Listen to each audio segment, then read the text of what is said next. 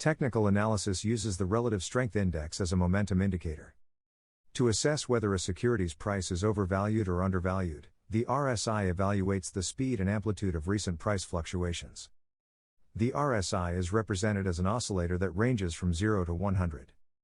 The RSI is frequently placed beneath the price graph of an asset, to give technical traders clues regarding bullish and bearish price momentum. When the RSI is over 70, an asset is typically seen as being overbought, and it gives a potential signal to sell.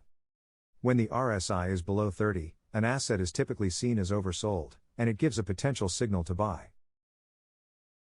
The RSI can remain in the overbought or oversold range for a long time, especially when the stock is in a strong trend, as shown in the chart above. To effectively use the RSI, it is crucial to understand the security's main trend. The RSI oversold level is most likely higher than 30 during an uptrend, and lower than 70 in a downtrend.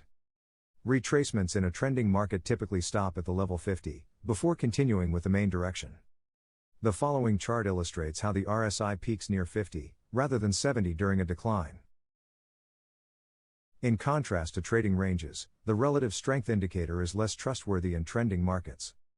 In actuality, the majority of traders are aware that the RSI's signals, during significant upward or downward movements, frequently tend to be erroneous. The RSI can provide false alarms in trending markets, therefore traders may benefit from using bullish indications, primarily when the price is in a bullish trend, and bearish signals, primarily when a stock is in a bearish trend. When price shifts in the opposite direction of the RSI, this is known as an RSI divergence. In other words, a chart may show a change in momentum prior to an associated change in price. When the RSI shows an oversold level, followed by a higher low, but the price shows lower lows, this is known as a bullish divergence. When the RSI shows an overbought level, followed by a lower high, but the price shows higher highs, this is known as a bearish divergence.